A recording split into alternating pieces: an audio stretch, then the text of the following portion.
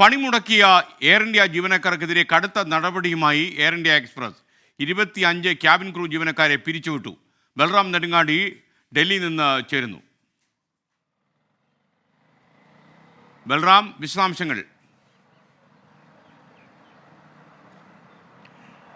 SKN air India എക്സ്പ്രസിലെ ജീവനക്കാരുടെ പണിമുടക്കിനെ തുടർന്ന് company വലിയ പ്രതിസന്ധിയിലാണ്. നിരവധി സർവീസുകൾ റദ്ദാക്കേണ്ട സാഹചര്യം ഉണ്ടായിരിക്കുന്നു. ഈ സാഹചര്യത്തിലാണ് കടുത്ത നടപടിയിലേക്ക് കമ്പനി കടന്നിരിക്കുന്നത്. 25 ജീവനക്കാർക്കെതിരെ ഇതിനകം തന്നെ നടപടിയെടുത്തിരിക്കുന്നു.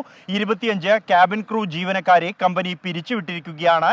കൂടുതൽ പേർക്കെതിരെ ഉടൻ നടപടിയുണ്ടാകും എന്ന് തന്നെയാണ് കമ്പനിയുമായി ബന്ധപ്പെട്ട കേന്ദ്രങ്ങളിൽ നിന്നും അറിയാൻ കഴിയുന്നത്. അതിനു മുമ്പായി ഇന്ന് ജീവനക്കാരുടെ, ഈ പണിമുടക്കിയ ജീവനക്കാർ ഉൾപ്പെടെയുള്ളവരുടെ യോഗം വിളിച്ചിട്ടുണ്ട് കമ്പനി.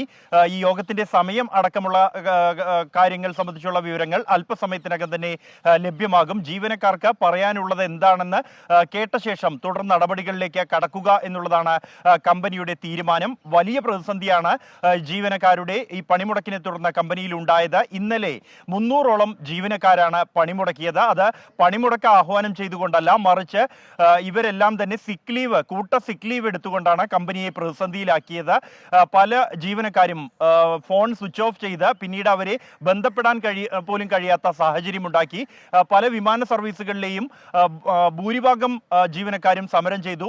എത്തിയവർക്ക് ഒറ്റയ്ക്ക് ജോലി അല്ലെങ്കിൽ സർവീസ് നടത്താൻ കഴിയില്ല. ഇതെല്ലാമാണ് എയർ ഇന്ത്യ എക്സ്പ്രസിന്റെ 90ഓളം സർവീസുകളെ ഇന്നലെ ബാധിച്ചത്. ഇന്ന് 76 സർവീസുകളെ ഇതിനകം തന്നെ ബാധിച്ചു കഴിഞ്ഞിരിക്കുന്നു എന്നാണ് കമ്പനി വ്യക്തമാക്കുന്നത്.